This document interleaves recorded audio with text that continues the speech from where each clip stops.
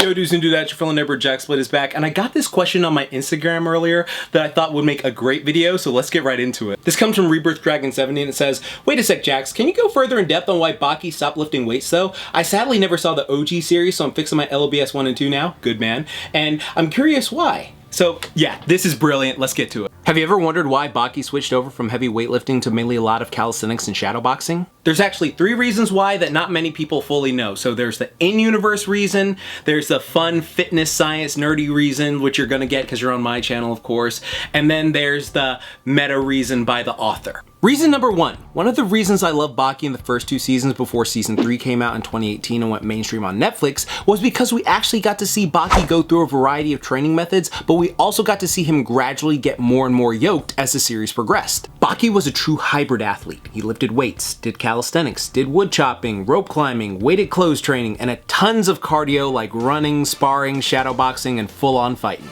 If you want to see all the training Baki did broken down with real life fitness science, check out this video I made back in the day that thoroughly broke it all down. But Baki's character in the original 2 seasons was going through a series of growth both physically and mentally to become who he is by season 3 of Baki on Netflix, which most people recognize him by these days. In the old days, Baki as a 13-year-old ginger kid was cocky, arrogant, loud, and angry, and then we saw him evolve to the mellow jack beast he is today. Again, it was always a strange choice to me that Netflix didn't also upload Baki the Grappler as well, because like watching Netflix Baki first is sort of like watching Naruto Shippuden without watching Naruto first. You miss so much stuff. Point is, Baki stayed lifting weights consistently all the way up to the maximum tournament arc. Funny enough, the promo poster has him curling, and here's his home gym by the way. Absolutely immaculate. And fun fact, this manga panel back in the day inspired me to start building my own home gym as a teenager, and it's the reason I have the one I built that you see in all my workout videos today. But after a while of doing so much physical training later during the maximum turn arc, Baki started to incorporate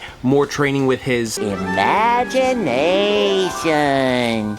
People call it the schizo training, but at this point in the series, Baki's imagination was so palpable that like when he started to shadowbox, he actually started to physically take damage from it. He could also utilize it for imagining excess weight, as when he did the fitness test, the imagination training had become so ingrained into his muscles when he actually tried to run for speed, they'd respond as if he was doing heavy weight training during certain movements, which will explain how you can do the same thing in reason number 2 coming up. I remember seeing some people say that because Baki got like tired out by like running because he imagined that heavy weight on him, that he can't run for distance, or that he would get tired out and that's why all Baki fights end fast. And that's absolutely ridiculous. Like the stamina that that man has is absolutely insane, especially with all the training that we see him do later on the series. Like he's running for miles, he's fighting for hours on end. Like there's a bunch of crazy stuff that shows that like his training has made him into a fit, functional beast. As the series progressed, Baki fell in love with bettering himself and just having fun improving himself. One of the quotes I loved about Baki is, "Every time we see him, he is stronger than he was prior. Why use weights when you got the imagination to potentially bench press a bus?" Plus the combo of his Hanma blood and minimalist lifestyle,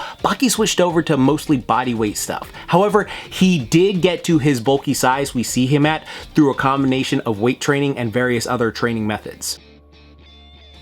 To be honest, I'm sure he still does weights occasionally when he feels like it. Reason number 2, and this is just something I could not resist because like the fitness science part of my brain can't help but analyze the real life equivalent of like, you know, anatomy and physiology that would happen if you did this sort of thing. So like, for example, if you built up a lot of mass through weight training and then you want to switch over to doing primarily calisthenics, you can maintain that mass, but there are certain things that you have to do to maintain it just by doing calisthenics, especially if it's unweighted.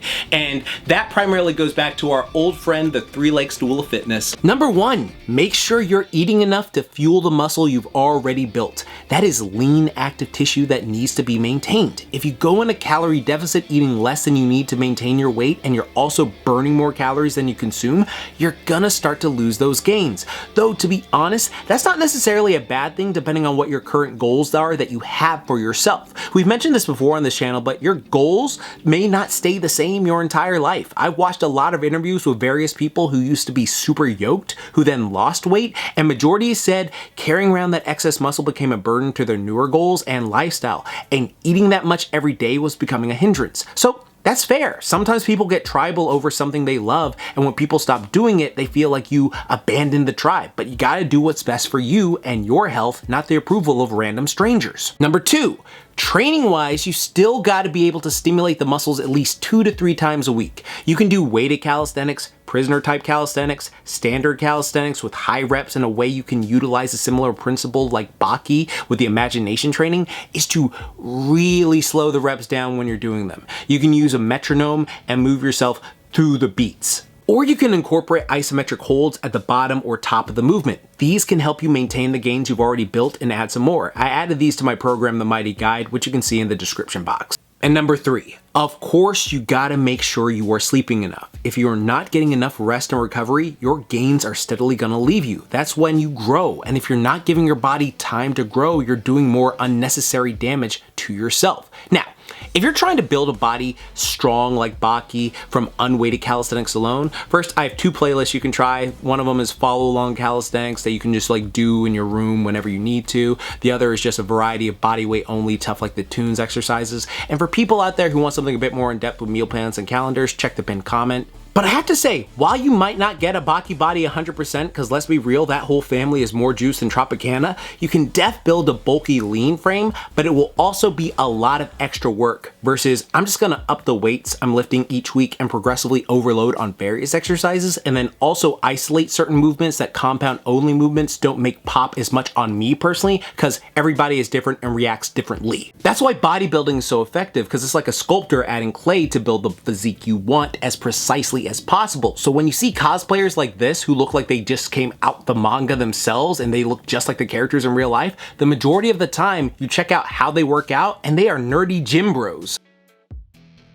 But something to remember is this: Baki, when building himself up, initially went out his way to do as much stuff as he could, all right? Like he was the textbook version of the Bruce Lee quote, absorb was useful, discard was not, and that was distinctly your own. So he never had this limiting belief of oh, I'm only gonna do this. He was like, no, what can I learn from this? What can I do this? What can I do that? And that helped him grow to be who he is. And that's something I recommend to everyone out there. Now, if you're in a position where you have a preference, oh, I prefer to do only weights, I prefer to do only calisthenics and stuff like that, I tell you right now, if you have the opportunity to, just mix them together, fuse them together, because there's literally no downside to it. You will literally get more bang for your buck, and you will get so much better benefits for yourself and just improve yourself. All right, you got this. And reason number 3, the meta reason. Baki has gotten so insanely strong at this point that seeing him lift heavy weights kinda puts a limit on the strength unless he's doing insane reps with it. Sort of like how in DBZ, seeing Goku lifting heavy weights and struggling when we know how strong Goku is makes us side-eye at certain points in the series and can potentially lead to inconsistencies. Doing crazy calisthenic moves is a quick, easy visual to show that a character is strong if you don't want to consistently draw them lifting insane weights like Zoro from One Piece or Machio from however the dumbbells you lift.